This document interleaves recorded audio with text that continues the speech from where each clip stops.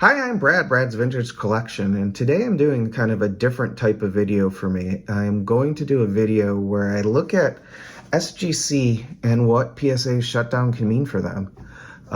As a collector, I rarely submit cards, and I will be doing my first SGC submission at the National. And what got me thinking about this was PSA shutdown, SGC's going to the National. What could that mean for SGC? I've been slab-gnostic my entire collecting journey. Once I went to graded cards, I couldn't care less if it was PSA and SGC. And back then, they were a little bit more on parity in size before PSA really grew into the juggernaut that they are. I have 185 vintage cards graded in SGC holders, so I'm a fan of SGC. I'm a fan of PSA. I'm a fan of grading because I think it gives the ability to purchase cards online that weren't there before. And my collection would not be the size and scope that it is if I couldn't buy cards off of eBay. And it was the Wild West before grading. While grading is inconsistent, imperfect, and overrated in a lot of ways, to me it lets collectors find cards that they know are going to be reasonably close to the grade. Being able to trust a picture and not seeing that card in person. Before grading, I would pretty much only buy a card from a card show. I wouldn't buy them from mail. I wouldn't buy them off of eBay. I just couldn't feel like I could see the card well enough from a photo to see if it's a card that I wanted, and grading helped me feel like I could do that. So because of that, I'm a fan of grading. Although I almost never grade cards, I just buy graded cards for the most part. I've done 3 submissions in my life to PSA, none for SGC, so I barely ever grade. However, I will be doing my first SGC submission at the National, so got some cards that I've got dupes of that I was going to send to PSA, but with them not having bulk, I had no specials last year, I didn't submit to PSA, and then with SGC coming to the National now, that stack's going to go to SGC. So what I did is I really went into data, and here's the vintage grading landscape. And the chart on the left is courtesy of gemrate.com, and this shows the total cards graded in May. On the right, I kind of extrapolated the sports cards from it, from some other information that gemrate.com had. So in May, PSA graded 2.07 million items, SGC 48,000. So PSA obviously dwarfs SGC and is the 9,000 pound gorilla in the room. CGC's grading is primarily TCG, and Beckett's is primarily TCG and ultra modern. For PSA, sports cards are dwarfed by TCG. 30% of PSA volume, or 625,000 of those 2 million cards, are sports cards. But for SGC, they're almost an exclusive sports card company. 45,000 of their 48,000 cards were sports cards in May. For grading purposes, I will call pre-1990 as vintage, just because I think SGC has a presence all the way up through the 1980s. So I will go ahead and call pre-1990 vintage for the purposes of this video. And this accounts for only 4% of PSA's volume, 89,000 cards. But they make up 48% of SGC's volume, 23,000 cards. So you think about it, SGC is about half vintage, 48%. PSA is only 4% vintage of the vintage sports cards are the cards they grade, although I would think the revenue is much higher than that because there's so many very valuable cards, especially when you go into pre-war, the 50s, the 60s, a lot of cards over that $500 bulk amount, and a lot of cards that trigger all those upcharges from PSA and their higher grading costs. So I think although it's 4% of their card volume, it's a lot more than 4% of their revenue, but I have no way to know that. So the total market share pre-1990, PSA has 71% of the market, SGC has 18% of the market, and the other grading companies combined have 11% of the market. So it's PSA and SGC are the primary players in the vintage card market. Okay, so who is SGC today? And if you remember when Peter stepped down, PSA indicated SGC would be a boutique grader. And they took some steps to move some graders from PSA to SGC, or from SGC to PSA, and they kind of downsized SGC, allowing them to have less capacity than they did before, and increased their delay. SGC had a really quick turnaround time, and by design, PSA made that turnaround time higher, wanted to dissuade cards really going from SGC and hope that they would move to PSA where the prices are higher. They said at that time SGC would do no more shows, so a lot of us assumed that SGC was on its way out, that collectors really didn't have a strategy for them, that collectors really didn't value them, and SGC may be going the way of a GIA in a few years, and it really kind of seemed that way. There'd been no news of SGC, nothing to really change our opinions of that. But then it was announced that SGC is taking submissions at the National. It really wasn't announced. It was found by some collectors that looked at the map of the National and confirmed it with SGC. But they will be taking submissions at the National.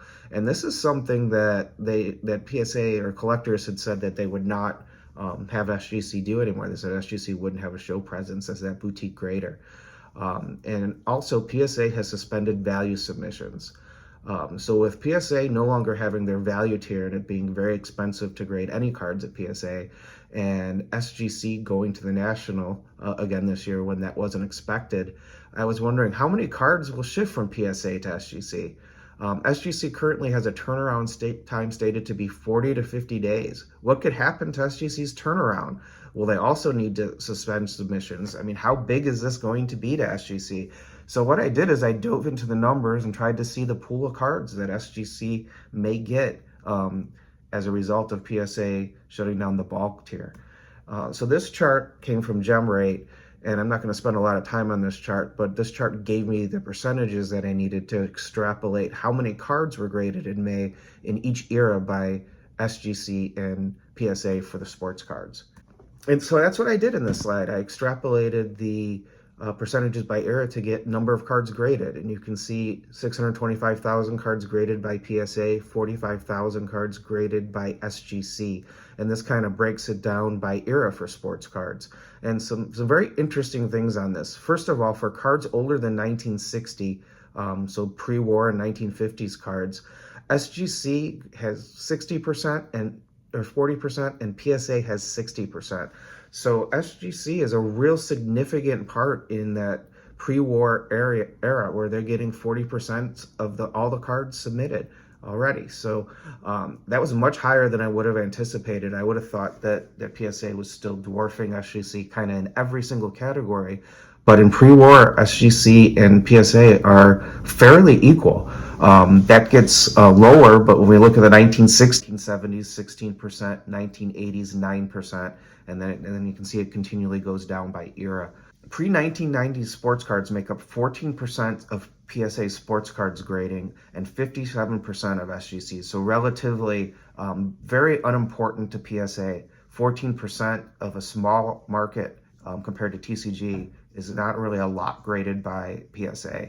However, I think it's really important financially, again, because PSA has those upcharges and higher charges with value. And I think a lot of the most valuable cards that are going to PSA are vintage, and a higher percentage of valuable cards are vintage going to PSA. 1990s and newer dwarfs vintage. A combined 558,000 cards were graded in May by PSA and SGC compared to only 112,000 cards 1980 and older.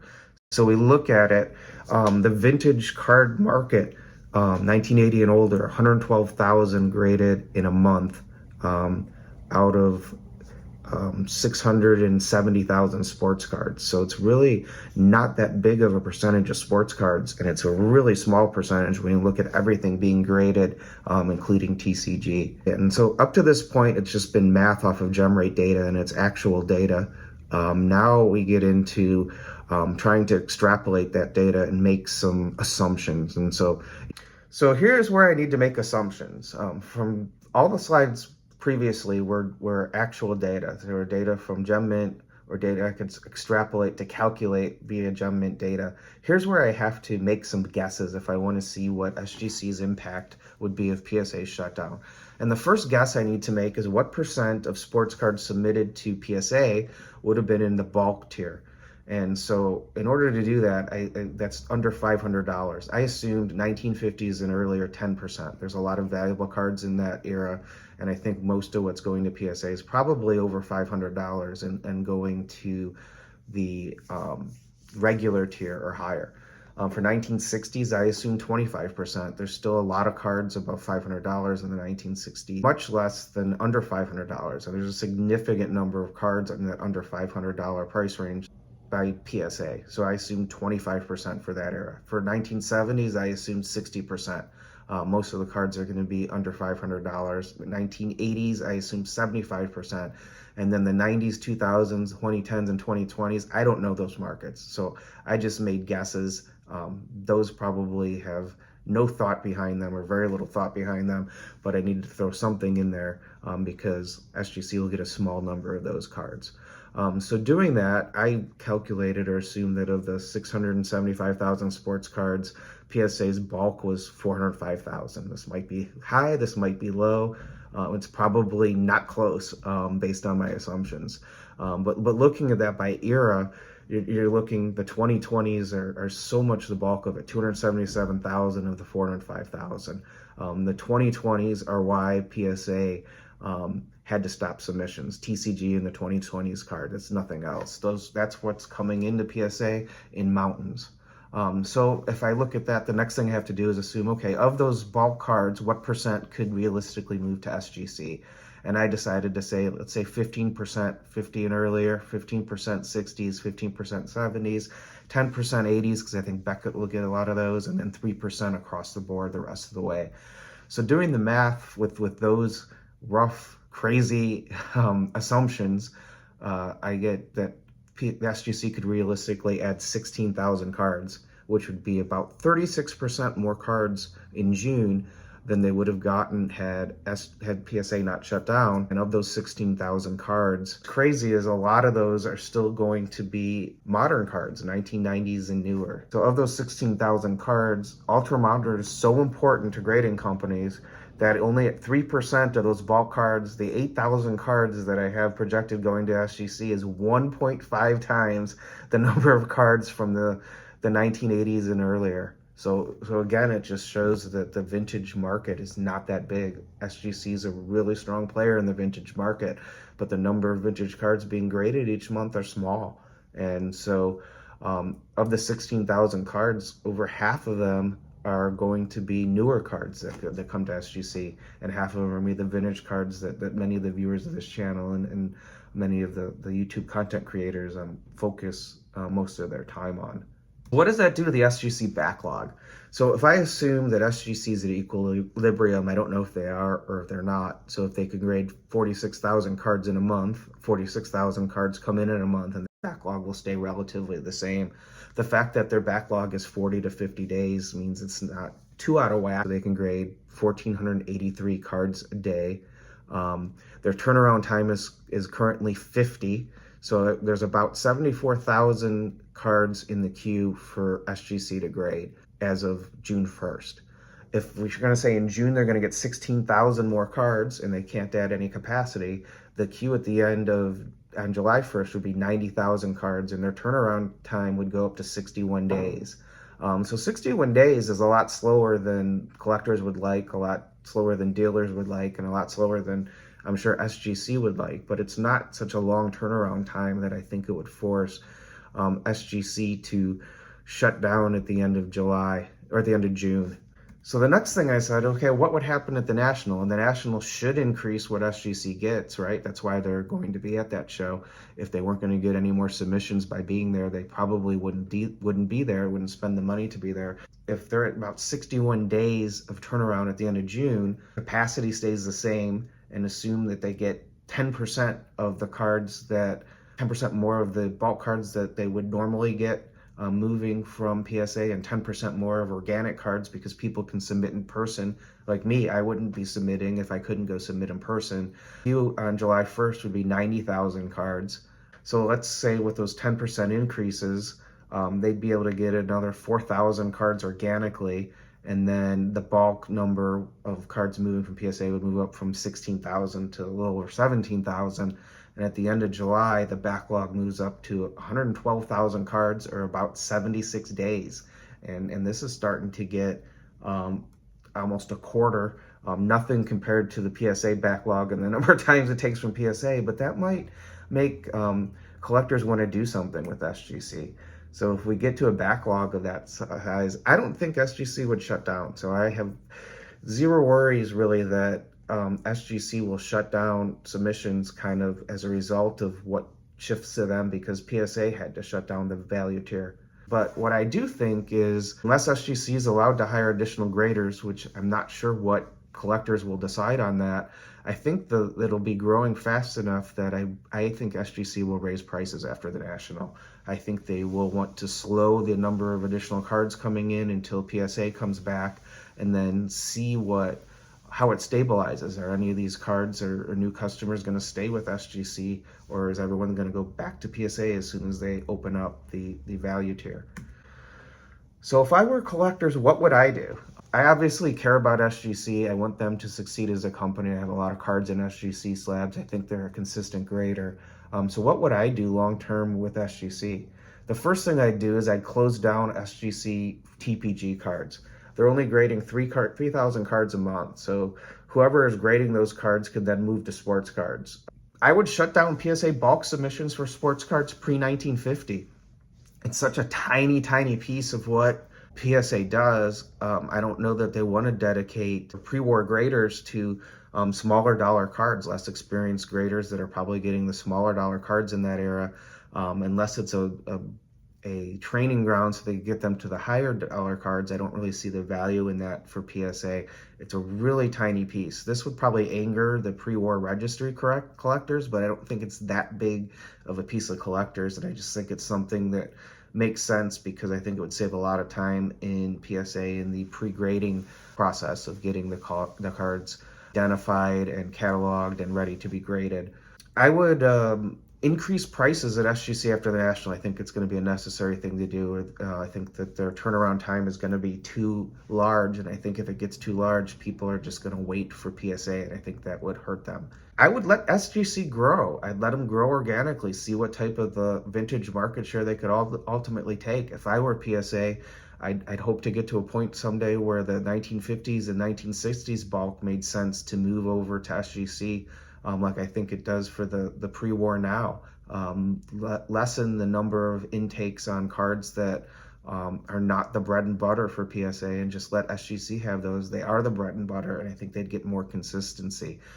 I don't think this will ever happen, because I think it would anger the registry, but I think it should happen, because I think the registry is largely dead.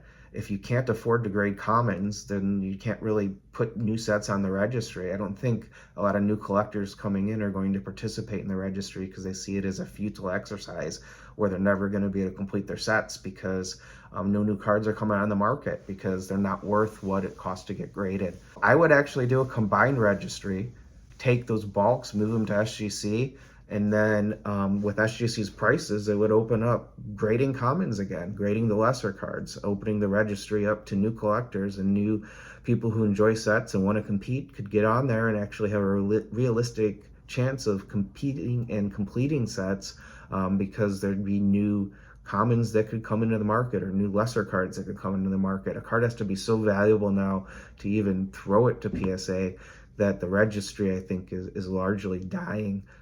Except for maybe player collectors and Hall of Fame collectors. But set collectors, I can't see a lot of people putting together registry sets anymore, because the PSA commons, there's just not enough of them for how much collectors have grown.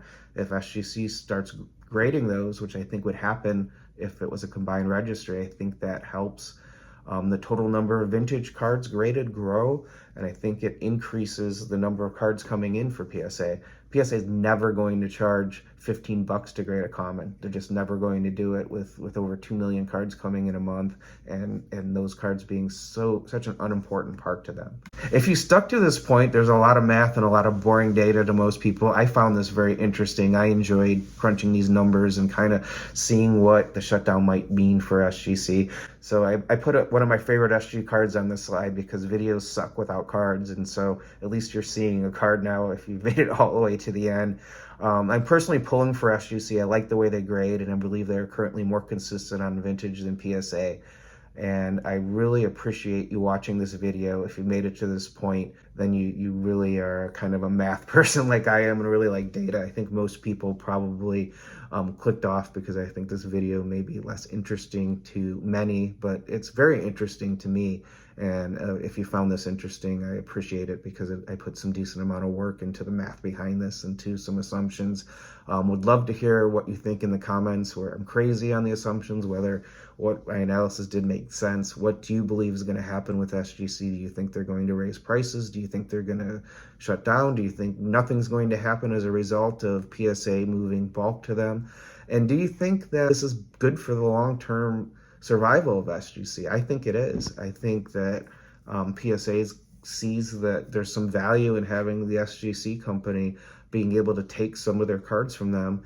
And I think strategically they may move more cards to SGC and kind of take some small pieces of their market away and just kind of hand them to their SGC brother that they own. So that's what I'm hoping happens in the future. I'm probably wrong, but that's what I would do if I was Collectors Universe. So thank you so much for watching. Remember, if you're not excited to add the card to your collection, you bought the wrong card. Truly appreciate it.